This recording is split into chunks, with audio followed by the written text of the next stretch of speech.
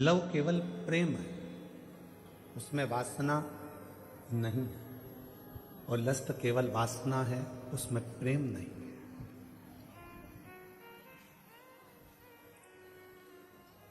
जो किसी की सुंदरता देखकर, किसी की काया देखकर, किसी का स्वरूप देखकर उसकी ओर जो आकर्षण हो रहा है वो लस्ट है,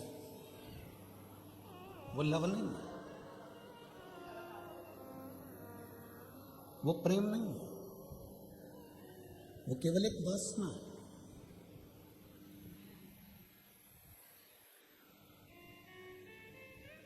प्रेम में ना वासना होती है, प्रेम में ना लोभ होता है, प्रेम में ना आसक्ति होती है। प्रेम केवल समर्पण की भावना को रखता है।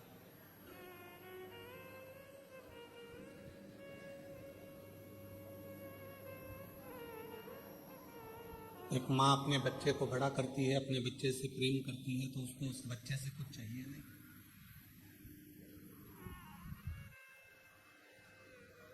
माँ ये नहीं चाहती कि मेरा बच्चा मुझे कुछ देगा जिसको मैंने बड़ा किया।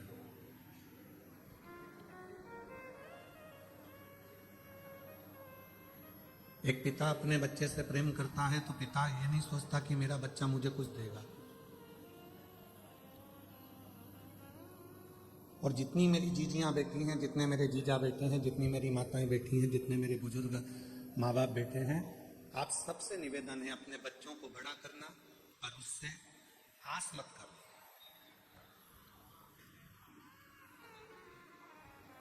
बच्चों को बड़ा करो और बच्चों से आस मत करो। जिसने आस करी उसने दुनिया में बहुत धोखा खाया। कई माताओं की आस रहती है मेरी बहू आएगी गरम रोटी देगी, बहू आएगी गरम भोजन देगी, बहू आएगी मुझे पाँव पड़ेगी, बहू आएगी मेरा सम्मान करेगी। और मालूम पड़े चंद्र घंटा आ गई तो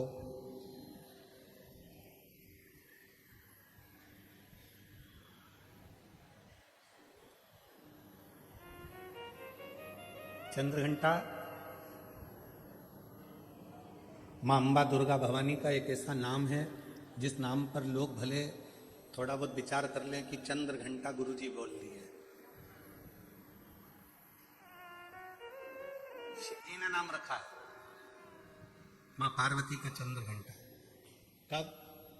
जब भोलेनाथ माता पार्वती को विवाह कर लेकर आए।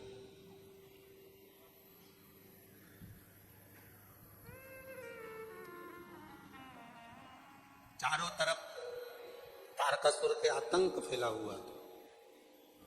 आप लोग तो गुजरात के रहने वाले हो तो माता रानी के नामों का व्याख्यान तो आप जितना अच्छा कर सकते हो हम तो बहुत कम कर पाएंगे, क्योंकि गुजरात तो पूरा माँ जगतजननी जगदम्बा अम्बा भवानी का एक आनंदमय स्थल है गुजरात। तो आप लोगों को तो ज्यादा मालूम होगा कि माँ चंद्र घंटा का नाम चंद्र घंटा कैसे पड़ा। चारों तरफ तारकासुर के असुरों का आतंक फैला और शिवजी पार्वती जी के साथ विवाह कर लिए। और विवाह कर बाबा भोलेनाथ पार्वती जी को लेकर जब कैलाश पर पहुंचे, कोई उधर बैठकर भोजन कर रहा था शिवगण, कोई उधर बैठकर खा पी कर पड़ा हुआ था, कोई शिवगण अपने पूरे शरीर को नोच रहा था, कोई शिवगण उछल रहा था। पूरे कैलाश पर भगवान शंकर के गणों ने अपना पूरा जमा कर रखा था आड़ा टेढ़ा। कुछ बर्तन उधर पड़े हैं, सोने का उधर पड़ा है, आसन उधर पड़ा है, सब सामान यहाँ वहाँ पड़ा था। और भोजन भी कोई एक गण लेकर आता या बनाता तो सब आपस में झगड़ा कर उस भोजन को ग्रहण करते। जैसे ही पार्वती जी कैलाश पर पहुंची और पार्वती जी ने देखा कि सारा अस्त व्यस्त कैलाश है, कोई सामान इधर पड़ा है, कोई सामान उधर पड़ा है, कोई सामान उधर पड़ा है, तो पार्वती जी ने शिव जी से कहा कि अपना विवाह हुआ है, अपन कहाँ रहेंगे ऐसे कैलाश पर। शंकर भगवान बोले अब तुम घर की बहू बनकर आई हो, मेरी अर्धांगिनी बनकर आई हो, तो अब तुम इस पूरे घर को जमाना, सेट करना, पूरे घर को अच्छा बनाना, ये तुम्हारी जवाबदारी। पार्वती जी ने कहा इतना बड़ा कैलाश और मैं जमाऊं, तुम अकेली नहीं, ये गण है ना इतने सारे, इनके साथ मिलके जमाओ। पार्वती जी बोली ऐसे गण खाए पिया पसर गए, कोई अपने बाल खुजा रहा है, कोई हाथ पैर खुजा रहा है, कोई के 12 मुंह, कोई के 4 मुंह, कोई के 6 मुंह, इनको कैसे समझाऊंगी। पार्वती जी बोली इनका भोजन कौन बनाता। शंकर भगवान बोले अभी तक हम बनाते थे।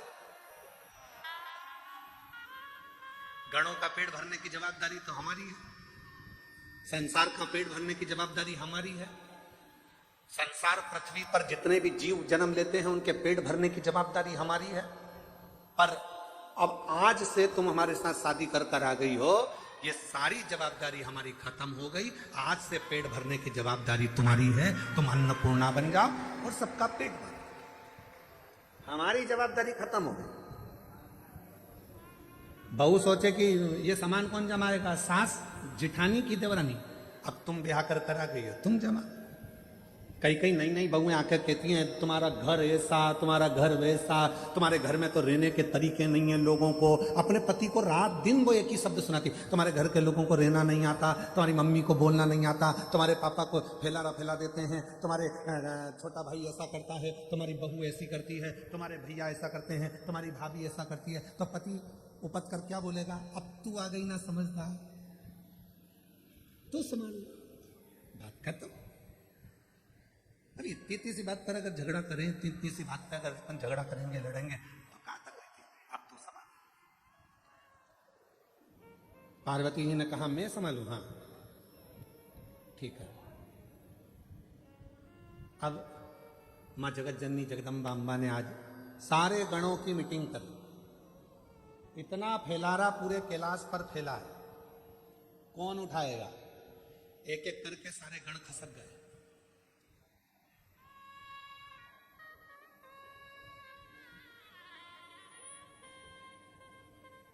कौन उठाएगा, कोई नहीं।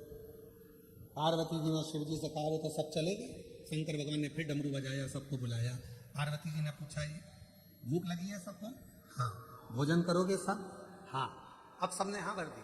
पार्वती जी बोली मैं भोजन बना रही हूं, जितनी देर में खाना बनाऊं, भोजन बनाऊं, उतनी देर में पूरा कैलाश सेट हो जाना चाहिए, जम जाना चाहिए, और जो जमा कर आएगा सबसे पहले भोजन उसी को मिल जाएगा। जाओ।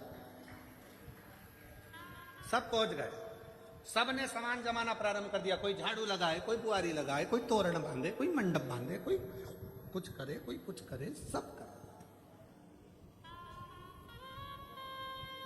एक गण आया, मां भोजन। पार्वती जी बोली चिंता मत करो, जैसे ही भोजन तैयार हो जाएगा मैं घंटा बजाऊंगी, तुम सब दौड़ के आ जाना, भोजन करा दो। सुबह से शाम हो गई। अब जो चंद्र शिव जी के मस्तक पर विराजमान था वो भी पार्वती शंकर जी से कह, भूख लगी है। शंकर भगवान बोले कर काम,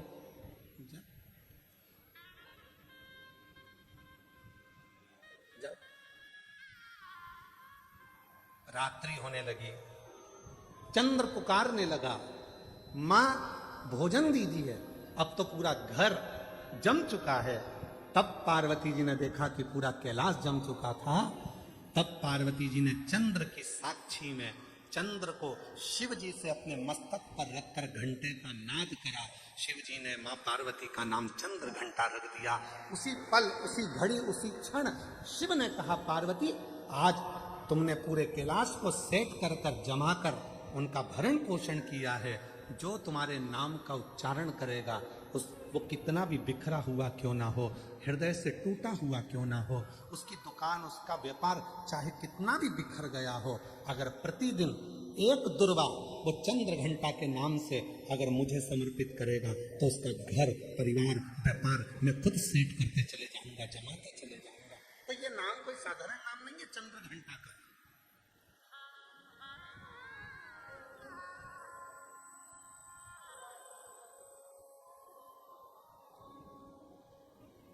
घास लगाना छोड़ दो। शिव महापुराण की कथा में लिखा है कि शिव पुराण कभी नहीं कहती कि तुम संत बनो, साधु बनो, तुम तपस्वी बनो, या कहीं वन जाके बैठ जाओ, नदी के तट पर जाकर बैठ जाओ, या तुम किसी एकांत में जाकर बैठ जाओ। शिव पुराण तो कहती है कि शंकर भगवान गृहस्थी है, शंकर भगवान का पूरा परिवार है, भगवान शंकर गृहस्थी है, पूरे परिवार के साथ भोलेनाथ जी रहते हैं, पत्नी भी साथ, बेटे भी साथ, बेटे की बहुएं भी साथ, बेटे बेटियां, दामाद, नाती पंती पोते सब शिव जी के साथ रहते। 33 कोटि देवता में केवल एक देव ऐसे हैं, देवादिदेव महादेव, जो अकेले नहीं रहते, सारे परिवार के साथ रहते, पूरे परिवार। और आप खुद देखो मंदिर में जाके, धर्मपत्नी, पुत्र गणेश, कार्तिकेय, अशोक सुंदरी, जया, विषहरा, शामलीवारी, दौतली, देव, नंदी, सब साथ। और यहां तक शिव जी के परिवार में पुत्रों की बहुएं भी, रिद्धि और सिद्धि भी साथ में, वो भी साथ। पूरा परिवार साथ में रह रहा, पूरा परिवार।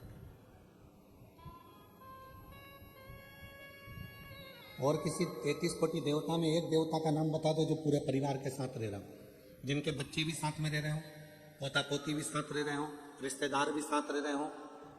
कोई 33 कोटि देवता में कोई देवता की ऐसे मंदिर नहीं है जिसमें वो पूरे परिवार के साथ रहे। केवल शिव, केवल शंकर, वो घर गए।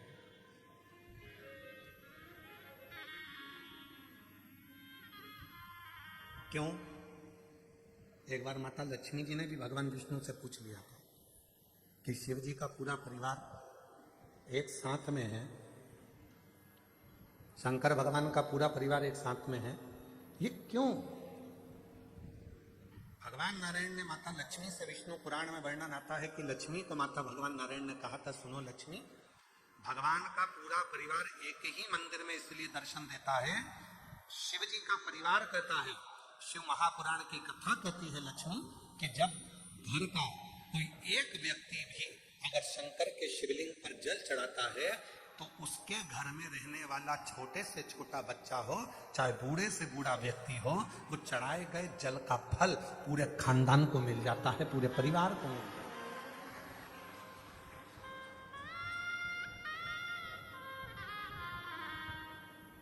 पूरे कुल को। और सारी समस्या का हल एक लोटा बोलबम का नारा है, बाबा श्री शिवाय, सबको मिल जाता, पूरे कुटुंब।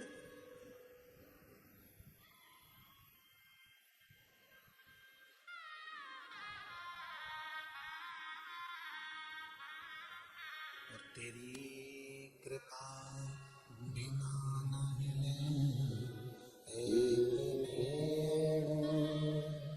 लेते श्वास कृपा से तनु तनु, बतान क्या करूं मैं राखों के ढेर का, चपटी बबूत में खजाना कुबेर का, गंगनार मुक्ति द्वार ओंकार तू, ओंकार तू, आयो शरण तिहारी, शब्द तार तार तू, बखान क्या करूं मैं राखों के ढेर का, चपटी बबूत में खजाना कुबेर का, गंगनार मुक्ति द्वार ओंकार तू, भोले ओंकार तू, आओ शरण तिहारी, शंभो तार तार तू। संपूर्ण परिवार को सुख हो, एक लोटा जल संपूर्ण परिवार को सुख दे देगा।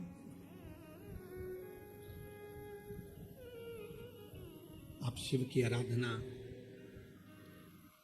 तो शिव पुराण कह रही है।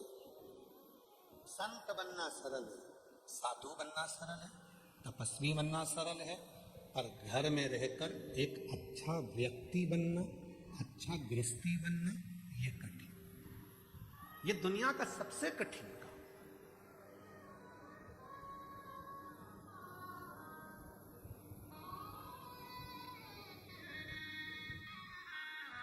दूसरे को खुशी देना सरल है, पर स्वयं की खुशी लाना कठिन है।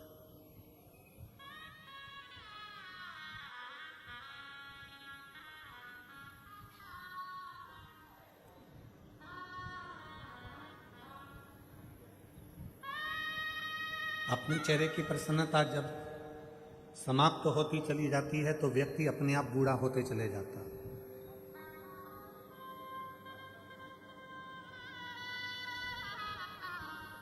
हम कभी कभी सबको कहते हैं आप लोग मुस्कुराया करो।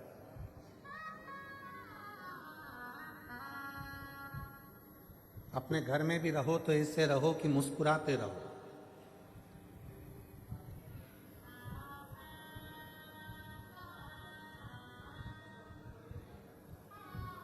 बेटा घर में रहता है तो वो अपनी माँ से ज्यादा बात करता है। बेटा बेटी बच्चे घर में रहते हैं तो अपनी माँ से ज्यादा बात करते हैं। पापा से इतनी बात करते हैं क्या? जम के बोलो जरा। नहीं। बच्चे बाहर चले जाते हैं, फोन पे बात करते हैं तो मम्मी से ही ज्यादा बात करते हैं, माँ से ज्यादा बात करते हैं, पापा से नहीं,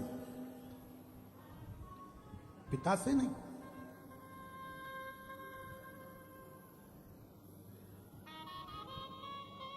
माँ से बात चल रही है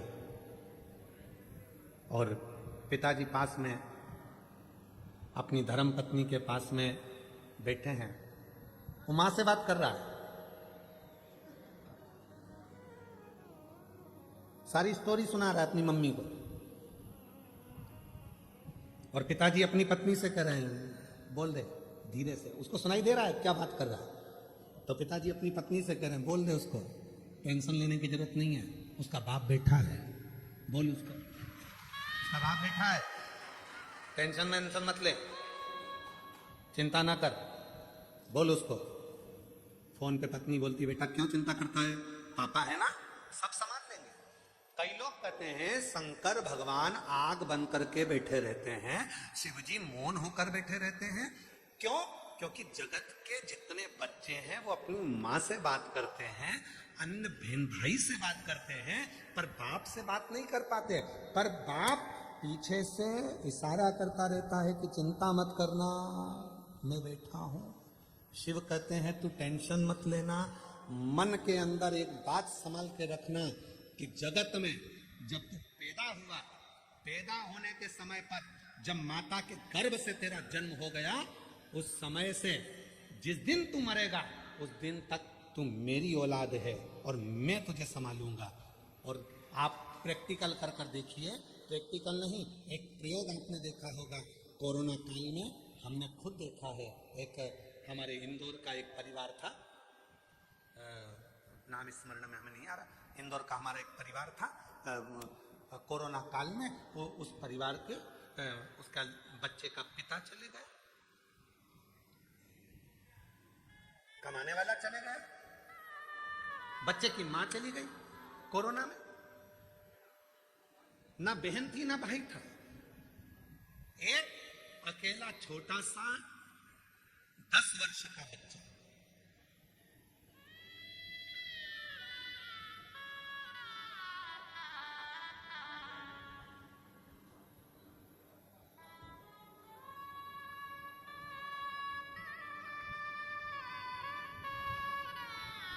गए मिलने के लिए, बच्चा जितने मिलने वाले उनके रिश्तेदार थे, या अनाथ हो गया, अनाथ है, अनाथ है, अनाथ है। हमने कहा चिंता मत करो, 13 दिन पूरे होने दो, विश्वनाथ है, ये अनाथ नहीं है, विश्वनाथ, वो विश्वनाथ संभाले। कई अच्छे अच्छे परिवार के लोग एकत्रित हुए। सबने कह दिया इस बच्चे को हम पढ़ा लेंगे। हम एक निर्णय लिया गया। आज वो बच्चा अच्छे स्कूल में पढ़ रहा है, अच्छी एजुकेशन कर रहा है और पढ़ने में भी होशियार है। कौन संभाल रहा है? दादी को लगता है कि दादी सोचती है कि मैं परिवार को संभाल रही हूँ, बहू सोचती है मैं घर चला रही हूँ, बेटा सोचता है अगर मैं दुकान नहीं जाऊंगा तो घर नहीं चलेगा, बेटे को लगता है मैं फैक्ट्री नहीं जाऊंगा तो फैक्ट्री नहीं चलेगी, किसी व्यक्ति को लगता है कि मैं काम नहीं करूंगा तो ये काम ही नहीं होगा, मैं करूंगा तो होगा। अंदाजा निकाल दीजिए अपनी बुद्धि में से कि तुम कर रहे हो। जिस दिन तुम्हारी श्वास बंद हो जाएगी, शव पड़ा रहेगा, उस दिन भी तेरा घर चलेगा, उस दिन भी फैक्ट्री चलेगी, उस दिन भी दुकान चलेगी, उस दिन भी व्यापार चलेगा। जिस दिन तू चला भी जाएगा उस दिन भी चलेगा। क्यों? क्योंकि उसने जितना तेरे ललाट पर लिख कर रखा है। घर में 10 लोग रहते हैं तो 10 का भाग्य रहता है, घर में 4 लोग रहते हैं 4 का भाग्य रहता है। याद रखना, सामूहिक परिवार में रहने का हमारा सनातन धर्म कहता है कि परिवार को जोड़कर चलो। क्यों कहते हैं? इसमें परिवार का हित नहीं, तुम्हारा हित है। क्यों? अगर परिवार में चाचा जी हैं, ताऊ जी हैं, ताई जी हैं, जितने परिवार के सदस्य हैं, सबके भाग्य की लक्ष्मी, अगर एक का भाग्य सही नहीं है तो दूसरे का भाग्य तो अच्छा होगा, दूसरे का भाग्य ठीक नहीं है तो किसी तीसरे का तो भाग्य अच्छा होगा, तीसरे का भाग्य भी ठीक नहीं है तो किसी चौथे का भाग्य तो अच्छा होगा। उसी तरह से जैसे किसी एक का भाग्य भी अगर अच्छा है तो घर में बरकत बनी रहती है। जब हम सोचते हैं कि मैं कमा रहा हूं, मेरी पत्नी कमा रही है, मेरे 2 बच्चे हैं, मैं लेकर अलग हो जाऊं, अलग होकर देखना कि कितनी समस्याएं सामने खड़ी होती है। फिर कितने के भाग्य करे गया? 4 के भाग्य की लक्ष्मी रह गई, एक तेरे, एक तेरी पत्नी, एक तेरा बेटा, एक तेरी बेटी, बस इन्हीं के भाग्य का जितना आएगा आएगा। तो उस लक्ष्मी में कितना करोगे? एक फ्लैट, एक गाड़ी, एक मोबाइल, गैस की टंकी, बिजली का बिल, बस इतना मैनेज करते जाओगे। पर यदि सामूहिक परिवार में रहते 10 जगह के भाग्य की लक्ष्मी आती तो तुम्हें खर्च नहीं करना पड़ता। जो गैस की टंकी में, बिजली के बिल में और गाड़ी में लगा रहे हो वो तो तुम्हारा सेफ होते चले जाता। पर तुम समझे ही नहीं। तुमने तो सोचा मेरी पत्नी का भाग्य, तुमने सोचा मेरा भाग्य, तुमने सोचा मेरे बेटे का भाग्य, तुमने सोचा मेरी बेटी का भाग्य। तुम उस परिवार से टूट गए, दूर चले गए, अपना सोचकर कि मैं करूंगा जो होगा, मेरे कहने पे चलो। यही नहीं हो सकता, हो नहीं सकता।